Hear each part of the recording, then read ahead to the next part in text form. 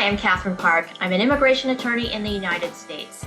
Arriving non-citizens, arriving aliens, arriving migrants, whichever term you use, these are individuals who arrive at the border of the United States, oftentimes on foot, and try to come in without a valid travel document. In this video, I'll discuss a new process for seeking asylum or similar relief if you arrive at the border without a travel visa.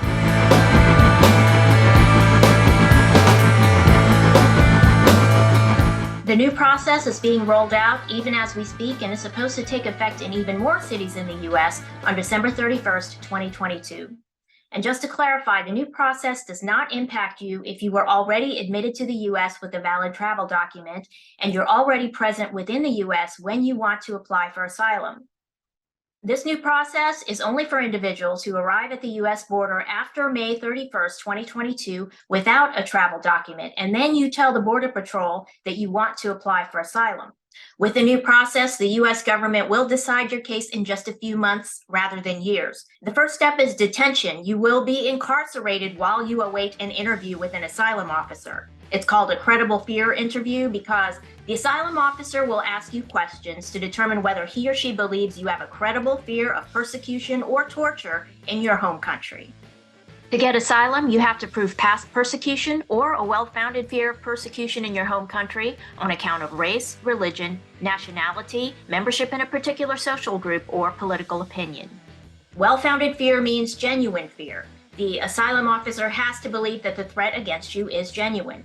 And asylum requires good moral character, no criminality, terrorism, threat to national security, you yourself persecuted people, those types of things. If you did any of that, you don't qualify for asylum. And also there's technical things such as you've applied for asylum before and were denied. Then you don't qualify either. Now, if you can convince the asylum officer that there's a clear probability that your life or freedom would be threatened because of race, religion, nationality, membership in a particular social group, or political opinion, the U.S. government won't send you back until it's safe to do so. That's called withholding of removal. If a third country will take you, you'll be sent there. So there's no path to permanent residence unless you get asylum, but at least you won't be sent back if you convince them that the threat against you is genuine.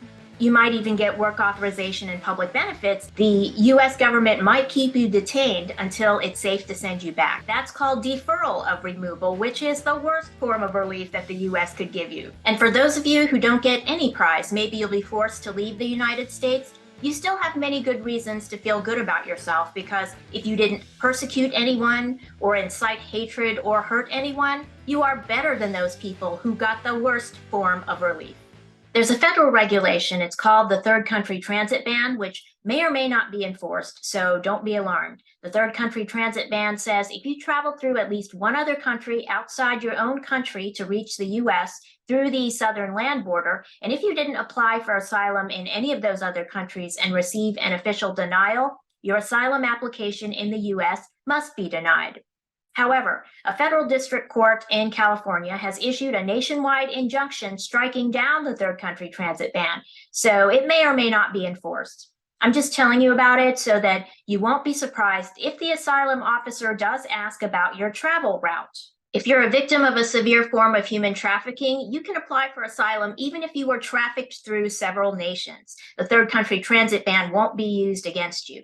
And there's another exception if the countries you traveled through were not signatories to the United Nations conventions regarding the status of refugees.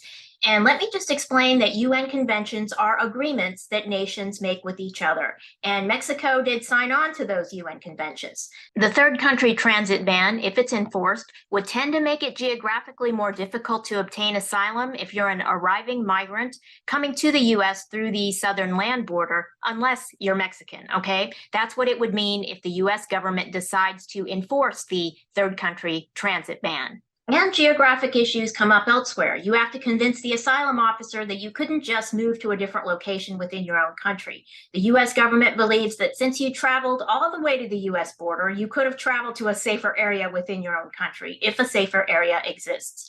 However, if the government in your own country was the persecutor, if it state-sponsored persecution or torture, the U.S. government presumes that there's no place in your own country where you would be safe. However, the asylum officer might have evidence that there is such a safe place in your own country that you could have reached. And so the presumption would be overcome and you would have to come forward with evidence that the government is wrong. Under the new process, at this point in time, the credible fear interview is a phone interview while you're in detention. An asylum officer from USCIS, U.S. Citizenship and Immigration Services, who's highly trained on the requirements for asylum and the other forms of relief, will conduct the interview. The new process should sound familiar to anyone who's ever been a victim of a crime and had to give a statement to the police. Think of it that way. For many asylum applicants at the border, the problem in the past has been they mess up the interview, credible fear interview. With the new process, the government says they will try to assist with interview prep by getting you access to a legal advisor before the interview, but they make no promises. If the asylum officer gave you a negative credible fear determination, the asylum officer is supposed to advise you that you have the right to appeal to an immigration judge, so request the appeal. And if the immigration judge agrees with the negative fear determination, you can request a final review by USCIS within 7 days or before you're removed from the United States, whichever happens first. If you receive a positive credible fear determination, you might be interviewed a second time. This is called the asylum merits interview. Homeland Security might release you from detention while you're awaiting the asylum merits interview, if they determine you're not a threat to public safety or national security. You'll be given a place to stay, but you won't have work authorization. One of the reasons why they're doing the new quick process is to avoid giving out work authorization. Because in the past, a lot of people would apply for asylum just to get the work auth, even if they had a weak case. It would take years to decide the asylum application, and the applicant would be working and earning money and living life during that time. So the US government is cracking down on that type of thing with the new process. After the asylum merits interview, which is the second interview, USCIS may grant you asylum. They'll send you a letter with instructions. If you're given asylum, that's great, because you can apply for permanent residence after 1 year. If you apply to bring derivative family members to join you, you have to file their application within 2 years. Sometimes, even if you pass the credible fear interview, the asylum officer gives you a thumbs up, USCIS might still send you to immigration court.